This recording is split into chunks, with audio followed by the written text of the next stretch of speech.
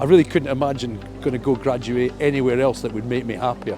I was here 82, MBCHB, and then MD 92, and here we are 2024. It's my alma mater, and it's a 42 and 5, it's a 47-year relationship.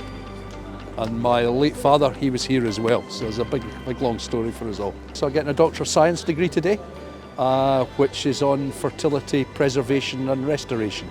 So it was a submitted thesis of a sort of combination of a lot of my papers, with a story joining them all together. I'm the chairman of a charity, Womb Transplant UK. We run a programme for uterine transplant in the UK, which has got a deceased and a living donor programme, and all the background work to that effectively formed the DSC.